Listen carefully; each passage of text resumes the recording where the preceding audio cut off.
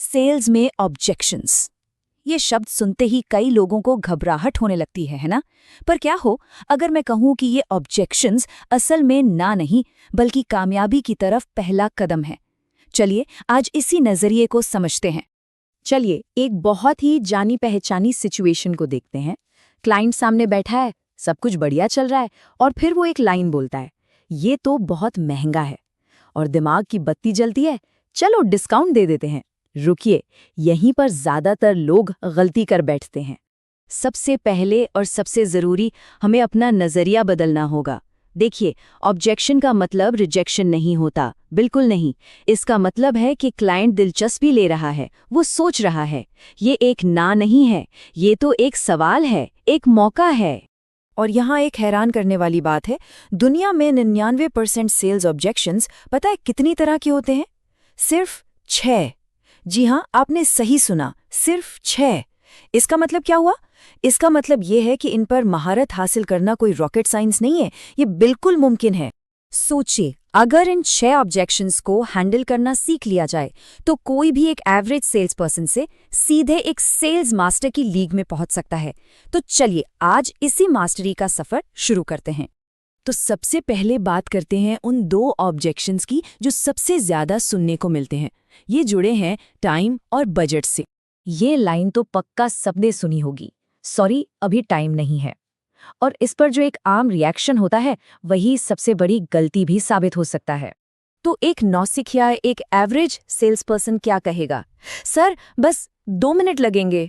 और बस वहीं पर वो अपनी और अपने प्रोडक्ट की वैल्यू गिरा देता है।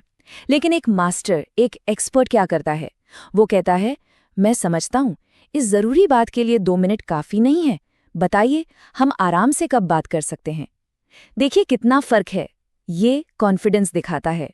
इसे ऐसे समझिए, जिसके पास कोहिनूर हीरा होता है ना, वो खरीदारों के पीछे नहीं भागता, खरीदार उसके पास आते हैं। एक सेल्स मास्टर भी ठीक वैसा ही होता है। उसे अपनी कीमत पता होती है, वो डेस्परेट नहीं, वैल्यूएबल लगता है। चलिए अब आते हैं सबसे बड़े डर पर, प्राइस ऑब्जेक्शन। आपका प्रोडक्ट बहुत महंगा है। सच बताइए, ये सुनकर दिल की धड़कन बढ़ जाती है ना? लेकिन एक एक्सपर्ट के लिए ये डर नहीं, ये एक मौका है।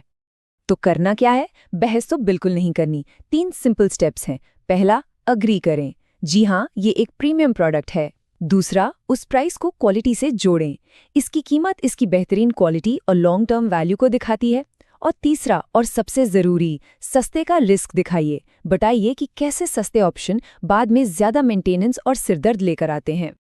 ओके, तो टाइम और बजट के बाद अगली 2 बड़ी चुनौतियां हैं, विश्वास और कंपटीशन। चलिए इन्हें समझते हैं। कई बार क्लाइंट सीधे सीधे कुछ नहीं बोलता, बस हिचकिचाता है। ये जो हिचकिचाहट है ना, ये असल में ट्रस्ट का ऑब्जेक्शन है। मतलब उन्हें या तो प्रोडक्ट पर या ब्रांड पर या शायद आप पर ही पूरा भरोसा नहीं हो रहा है। तो सवाल ये है कि ये भरोसा कैसे बनाया जाए? जवाब है, सबूत दिखाकर, हवा में बातें नहीं करनी। लोगों के testimonials, success stories, Google reviews, product का डेमो, गारंटी या वारंटी, ये सब मिलकर भरोसे की एक मजबूत दीवार खड़ी करते हैं। और फिर आता है वो सवाल जो अच्छे अच्छों को चुप करा देता है, लेकिन आपका कॉम्पिटिटर तो सस्ता दे रहा है, अब क्या करें? ये सच में एक मुश्किल सिचुएशन है। यहाँ पे सबसे बड़ी गलती जो लोग करते हैं वो है अपने कॉम्पिटिटर की बुराई करना। ये बहुत ही अनप्रोफेशनल लगता है। एक मास्टर कभी ऐसा नहीं करेगा। वो क्या करेगा? वो सवाल पूछेगा ताकि वो क्लाइंट की असली ज़रूरत को समझ सके। और वो सवाल कुछ ऐसा हो सकता है, आपके लिए क्या ज़्यादा ज़रूरी है, अभी मिलने वाला थोड़ा सा डिस्काउंट या लंबे समय तक चलने वाली क्वालिटी और मन की शांति? ये एक सवाल पूरी बातचीत का रुख पलट सकता है। ये क्लाइंट को वैल्यू के बारे में सोचने पर मजबूर कर देता है, सिर्फ कीमत के बारे में नहीं। चलिए अब हम आखिरी 2 ऑब्जेक्शंस पर आते हैं। और सच कहूं तो ये अक्सर सबसे ट्रिकी होते हैं, क्योंकि ये सीधे सीधे सामने नहीं आते, ये छुपे हुए होते हैं। जैसे कि, ठीक है मैं सोच कर बताता हूँ, सुना है ना? ये असल में एक फेक ऑब्जेक्शन है। मतलब ये सिर्फ एक बहाना है, असली वजह कुछ और है जिसे वो बताना नहीं चाह रहे। और एक मास्टर का काम है उस असली वजह को बाहर निकालना। तो आप क्या पूछ सकते हैं? आप कह सकते हैं, आपकी सोच में मदद करने के लिए क्या आप बता सकते हैं कि आप खास तौर पर किस बारे में सोच रहे हैं? प्रोडक्ट के फीचर्स के बारे में या फिर प्राइसिंग के बारे में? इसे कहते हैं प्याज की परतें छीलना। जब तक आप असली वजह तक नहीं पहुंचेंगे, आप उसे सॉल्व भी नहीं कर सकते। और अब छठा और आखिरी ऑब्जेक्शन, मुझे किसी से पूछना पड़ेगा, जैसे पार्टनर से या बॉस से। यहाँ पर जोर जबरदस्ती तो बिल्कुल नहीं करनी है। इसके बजाय एक हेल्पर, एक सहयोगी बनना है। पहला स्टेप, उनकी बात को वैलिडेट करें। हाँ बिल्कुल, किसी बड़े फैसले के लिए पार्टनर को शामिल करना बहुत अच्छी बात है।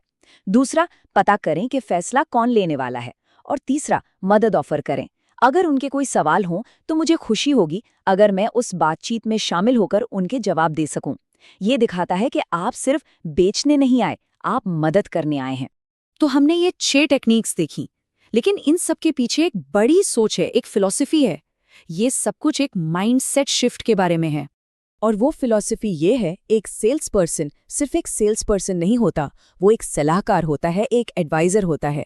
जिस दिन कोई भी सेल्स पर्सन खुद को बेचने वाले की जगह एक सलाहकार के तौर पर देखने लगता है, उसी दिन पूरा गेम बदल जाता है। फिर फोकस प्रोडक्ट बेचने पर नहीं, बल्कि क्लाइंट की प्रॉब्लम सॉल्व करने पर होता है। तो आज का ये विश्लेषण इसी सवाल पर खत्म करते हैं, जो हर किसी को खुद से पूछना चाहिए। क्या आप एक सेल्स पर्सन हैं या एक सलाहकार हैं? क्योंकि इसी सवाल का जवाब एक एवरेज और एक एक्सपर्ट के बीच का फर्क तय करता है।